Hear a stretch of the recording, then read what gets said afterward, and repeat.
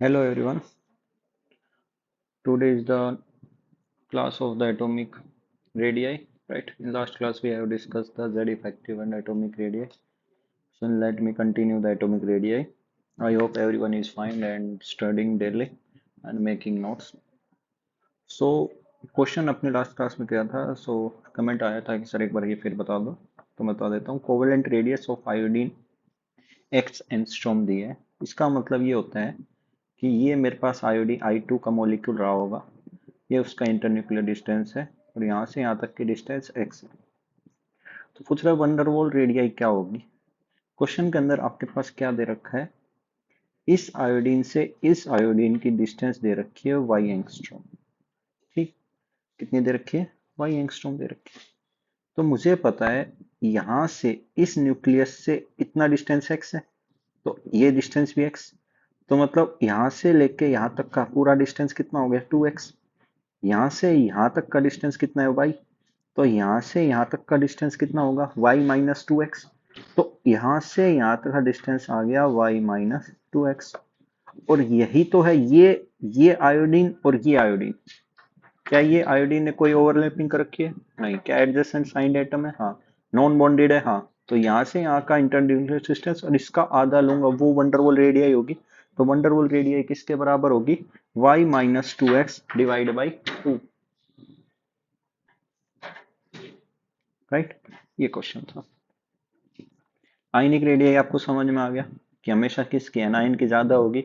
फिर आपका neutral atom और फिर उसका कैटायन. ठीक. नेक्स्ट आता है फैक्टर्स अफेक्टिंग एटॉमिक रेडियाई. तो सबसे पहला फैक्टर आता है इन द पीरियड. पीरियड में हमेशा जेड इफेक्टिव सोचोगे तो लेफ्ट टू राइट जाएंगे तो जेड इफेक्टिव बढ़ेगा. आउटर मोस्ट सेल के इलेक्ट्रॉन पर अट्रैक्शन बढ़ेगा. अगर अट्रैक्शन बढ़ेगा तो बाहर वाले इलेक्ट्रॉन को अपनी तरफ खींचेगा. कॉन्ट्रैक्शन ऑफ ऑर्बिटल कह सकते हैं.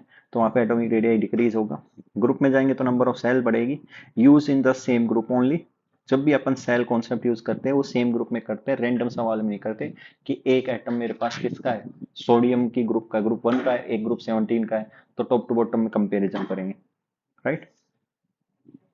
Use in the same group only. Same group में कंपेयर करना है. टॉप टू बॉटम जाने पे नंबर ऑफ सेल्स बढ़ेंगी. यहाँ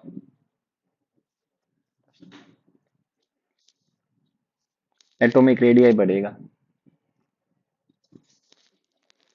तीसरा फैक्टर आता है Z effective. Z effective directly proportional to positive by negative directly proportional to 1 by atomic radii. ये बात आप समझ गए. मतलब atomic radii directly proportional to negative by positive. जितना नेगेटिव चार्ज ज्यादा होगा उतना एटॉमिक रेडियाई ज्यादा होगा. पर ये लगाना कब है. Iso electronic species and different species of same element. Next आता है बॉन्ड मल्टीप्लिसिटी. अपन केमिकल बॉन्डिंग में पढ़ेंगे. For same bonds greater is bond multiplicity smaller is the atomic radii. जितने ज्यादा बॉन्ड्स बनेंगे उतनी अपने पास परसेंट एस करेक्टर बढ़ता है. जितना परसेंट एस करेक्टर बढ़ता है तो बॉन्ड एंगल बढ़ता है. बॉन्ड लेंथ क्या होता है कम होता है. तो C C C double bond C triple C. Bond order यहाँ एक ही बॉन्ड है. बॉन्ड ऑर्डर मतलब कितने बॉन्ड्स हैं दो एटम के बीच में. सी डबल बॉन्ड सी में 2 बॉन्ड है. सी ट्रिपल बॉन्ड सी में 3 बॉन्ड है. तो यहाँ बॉन्ड ऑर्डर ज्यादा है. बॉन्ड लेंथ क्या मिलेगी कम. Bond order is inversely proportional to bond. Next आता है पॉजिटिव चार्ज ऑन कैटायन. जितना कैटायन पे पॉजिटिव चार्ज बढ़ेगा मतलब जेड इफेक्टिव बढ़ेगा. जेड इफेक्टिव बढ़ेगा तो साइज क्या होगा डिक्रीज होगा. जितना नेगेटिव चार्ज एनायन पे बढ़ेगा तो साइज क्या होगा इंक्रीज होगा. नेक्स्ट आता है वेरिएशन पीरियड के अंदर एस एंड पी में. मैं हाइड्रोजन और हीलियम में कंपेयर करूं तो मैं कह सकता हूं लेफ्ट राइट वाले जेड इफेक्टिव बढ़ेगा तो एटॉमिक रेडियस घटनी चाहिए. पर यहाँ ऐसा नहीं है. क्यों नहीं है. सिंपल कारण है. एक हाइड्रोजन एक हीलियम है. दो अलग अलग टाइप के एटम्स. हाइड्रोजन नॉन मेटल है तो इसके अंदर कौन सी कोवेलेंट रेडियाई होगी. हीलियम आपके पास वंडरवॉल गैस है.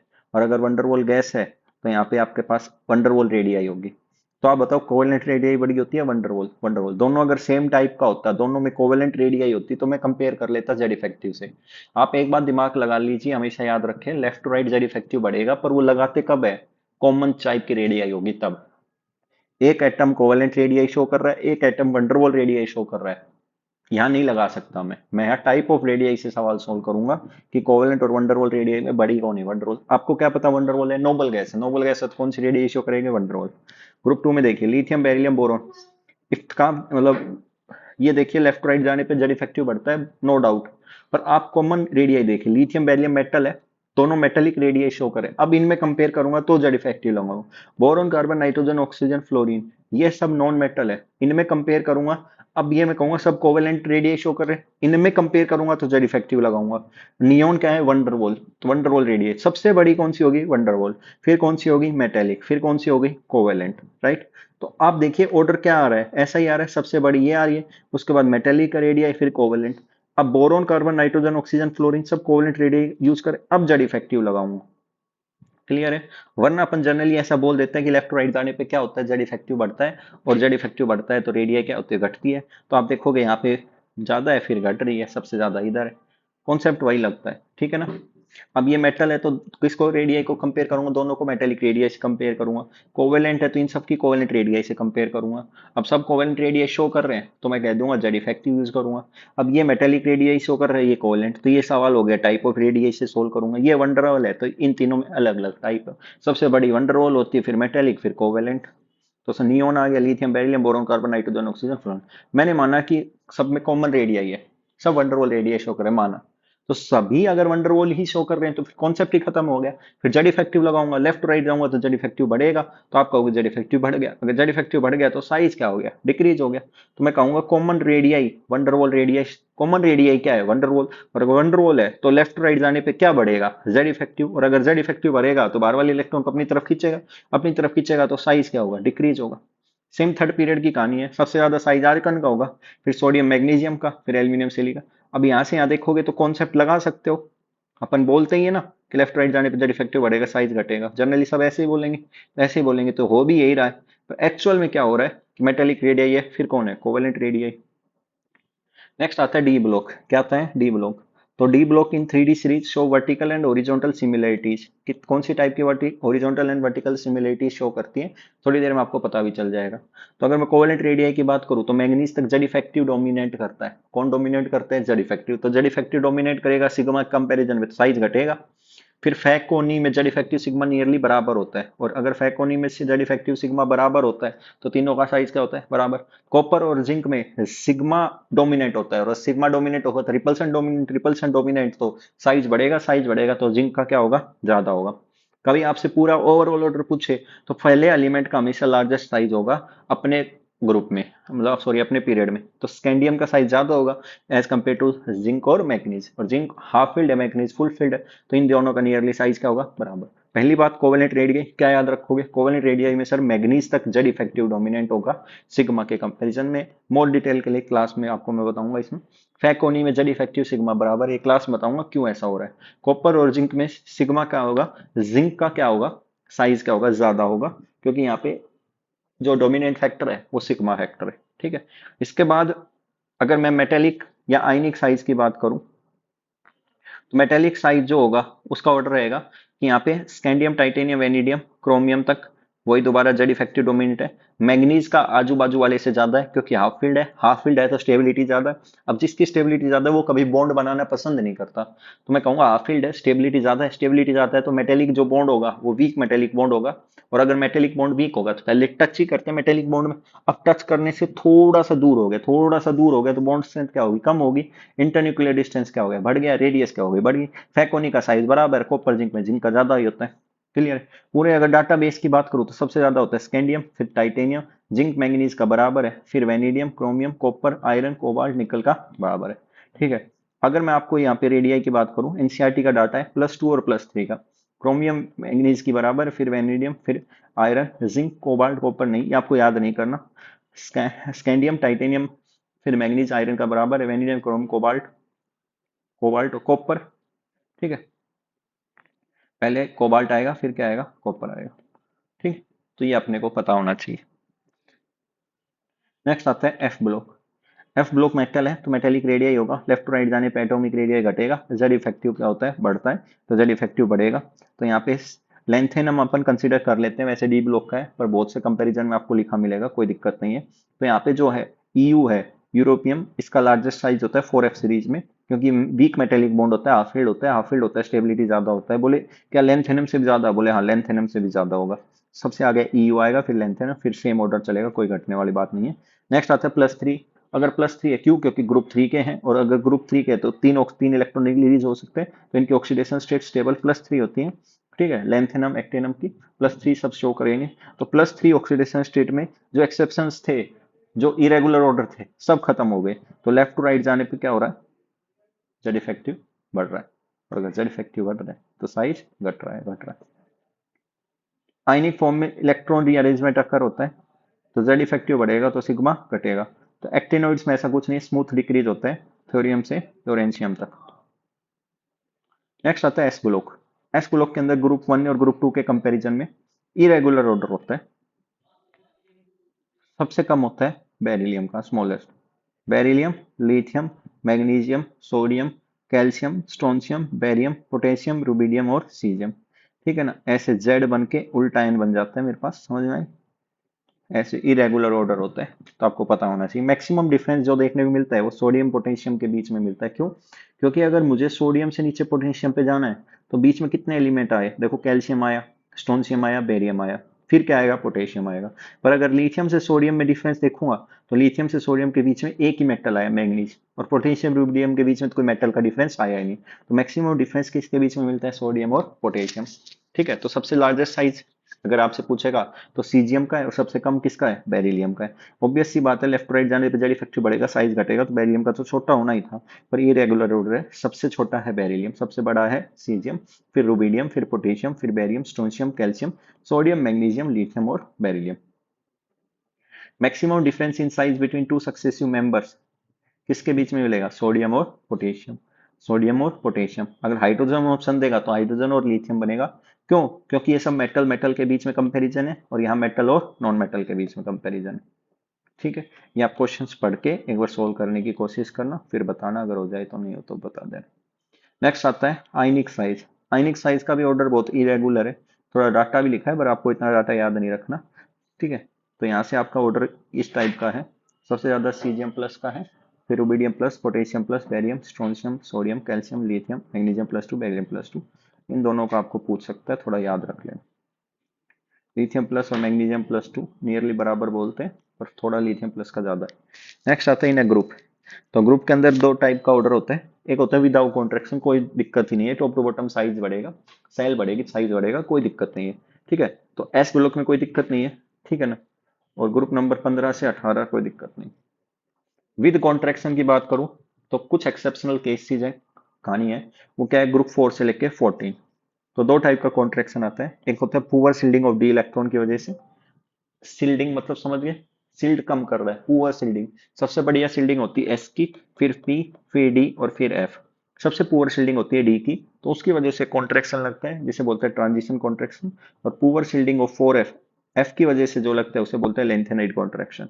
ठीक है, in same group adjacent group हम सेल का कॉन्सेप्ट यूज करते हैं, तो इनमें कोई दिक्कत नहीं है। टॉप टू बॉटम जाने पे नंबर ऑफ सेल्स बढ़ रही है, तो एटॉमिक रेडियस क्या हो रही है? इंक्रीज हो रही है। अब ग्रुप 13 में देखो, ग्रुप 13 में क्या हो रहा था? ऑर्डर ये होना चाहिए था, बोरोन का साइज सबसे छोटा, फिर एल्यूमिनियम, गैलियम, इंडियम और थेलियम। बट ऐसा नहीं है। जो गैलियम है उससे पहले डी के 10 इलेक्ट्रॉन भर चुके होंगे 3D में। यहाँ 4p में जाएगा, 3D में 10 इलेक्ट्रॉन भर गए। तो जब 4p के अंदर इलेक्ट्रॉन जाएगा, मान लीजिए गैलियम का न्यूक्लियस है, ये 3D के 10 इलेक्ट्रॉन है, और ये 4p का 1 इलेक्ट्रॉन है।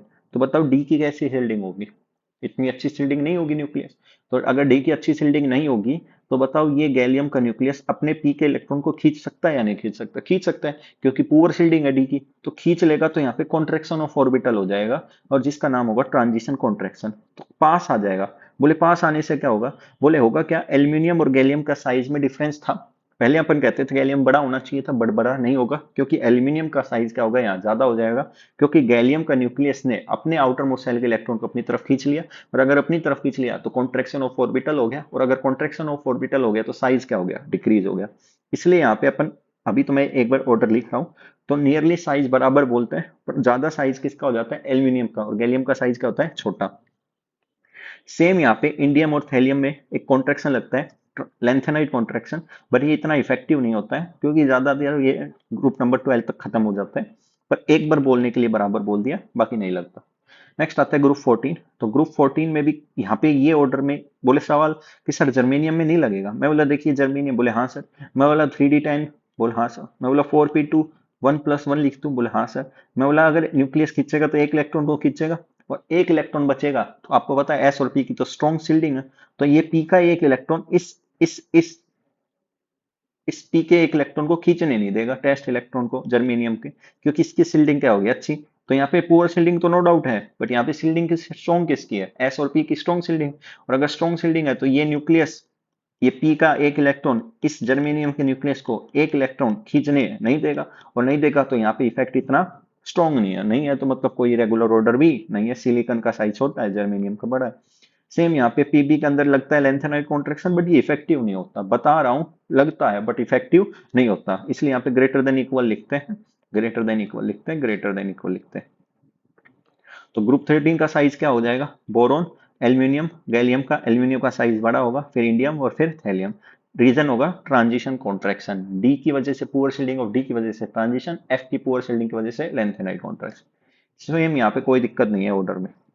एल्यूमिनियम का ऑर्डर है, एल्यूमिनियम का साइज है 143 पिकोमीटर और गैलियम का है 135 पिकोमीटर। तो ग्रुप 13 का ऑर्डर क्या बनेगा? सबसे छोटा साइज बोरोन, फिर गैलियम, फिर एल्यूमिनियम, फिर इंडियम और फिर थैलियम, राइट। ये वो कहानी है। 3d10 इलेक्ट्रॉन है, 3d10 की क्या है? पुअर शील्डिंग है आउटर मोस्ट इलेक्ट्रॉन में, तो यहाँ से न्यूक्लियस क्या करेगा? इस इलेक्ट्रॉन खींचेगा, तो जेड इफेक्टिव बढ़ जाएगा, साइज डिक्रीज हो जाएगा, इसी को बोलते हैं ट्रांजिशन कॉन्ट्रैक्शन। अगर मैं आयनिक रेडियाई की बात करूं प्लस थ्री में कोई एक्सेप्शनल ऑर्डर नहीं आता, क्योंकि प्लस 3 में आपके पास तीनों इलेक्ट्रॉन रिमूव हो गए, 2s के और एक आपके पास p का, तो यहाँ से कोई दिक्कत नहीं। नेक्स्ट आता है ग्रुप 12 में अगर मैं बात करूं ग्रुप 3 की, सेकंड ईयर लाएंगे एसी, लेंथेनम एक्टेनम में अभी तक कोई एफ की कहानी है नहीं लेंथेनम में, तो यहाँ कोई दिक्कत नहीं है, टॉप टू बॉटम पे साइज बढ़ रहा है। पर लेंथेनम एक्टिनम में तो यहाँ पे नियरली साइज 5d और 6d का क्या होता है? बराबर होता है। 5d और 6d का क्या होता है? बराबर। इसके पीछे रीजन लेंथेनाइड कॉन्ट्रैक्शन, ऑब्वियसली बात है, नहीं होगा, ठीक है, पर आपको पता होना चाहिए इन दोनों का नियरली साइज क्या है? बराबर। आगे वैसे पढ़ेंगे इस चीज को। नेक्स्ट आता है, इसके बाद क्या होगा? इसके बाद ये है कि ये 4f है, लेंथेनम के बाद 4f पर आ जाएगा, और 4f की क्या होगी? Poor shielding. और अगर पुअर शील्डिंग होगी तो हाफनियम का और जिरकोनियम का साइज बराबर हो जाएगा, टेंटेलम का और नियोबियम का साइज बराबर होगा। ऐसे ग्रुप 4 से लेकर ग्रुप 12 कैडमियम और मरकरी तक नियरली 4d और 5d सीरीज का 4d और 5d का साइज क्या होगा? बराबर होगा। होना क्या चाहिए था? 5d का साइज ज्यादा होना चाहिए था, बट क्यों नहीं हुआ?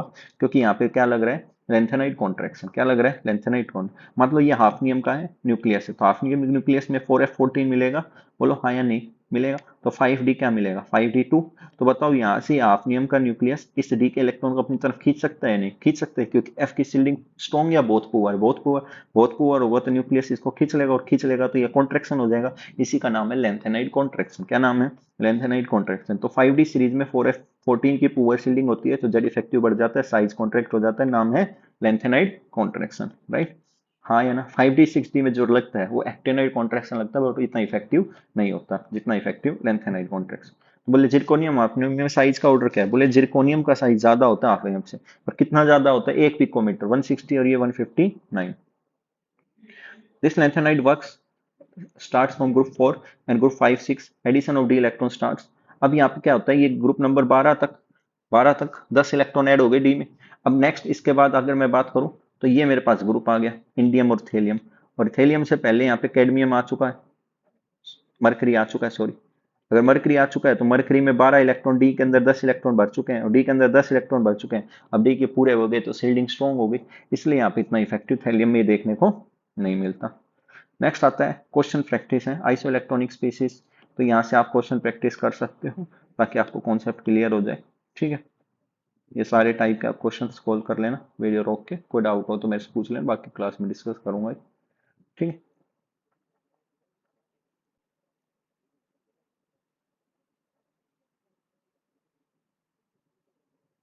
एक दो केस है, लिथियम प्लस Mg+2 का साइज आपको पता है डायगोनल रिलेशनशिप शो करते हैं, सिमिलर एटॉमिक रेडियाई नहीं आयनिक रेडियाई होगा।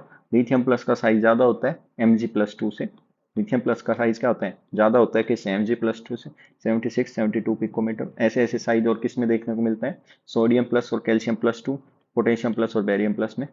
H negative F negative C L negative B R negative में, तो एच नेगेटिव का साइज क्या होता है? सबसे ज्यादा होता है F negative C L negative B R negative से, और आई नेगेटिव से क्या होता है? छोटा।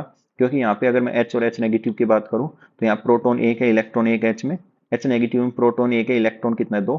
तो 50% से यहाँ पे आपका हो गया अट्रैक्शन कम हो गया, अगर 50% से अट्रैक्शन कम हो गया तो साइज 50% से बढ़ गया। इतना 50% आप किसी और केस में नहीं मिलेगा। एफ और एफ नेगेटिव में देख लो आप, 50% से साइज इंक्रीज नहीं हो सकता जितना इसमें हो रहा है। ठीक है, नेक्स्ट है लिथियम आयोडीन में किसका साइज ज्यादा होगा। ये बहुत कंफ्यूजिंग लगेगा पर बहुत आसान है। लिथियम मेटल है और आयोडीन नॉन मेटल है, तो मेटेलिक रेडियस कोवेलेंट, रैंडम सवाल है, मेटेलिक ज्यादा होगी कोवेलेंट से, इसलिए लिथियम का साइज ज्यादा होगा। बाकी ये सवाल बहुत आसान है। इसी के साथ अपना कौन सा कॉन्सेप्ट खत्म हो गया, एटॉमिक रेडियस खत्म हो गया। नेक्स्ट अभी अपन नेक्स्ट टॉपिक पढ़ेंगे, वो आयनाइजेशन एनर्जी पढ़ेंगे। ठीक है, तो यहाँ तक का कोई डाउट हो तो पूछ लेना। आप ये क्वेश्चन सोल्व करें उसके बाद मेरे को बता दें कि सर कौन से क्वेश्चन में डाउट है। यहाँ तक कोई भी बात नहीं समझ में आई हो तो मेरे को बताएं।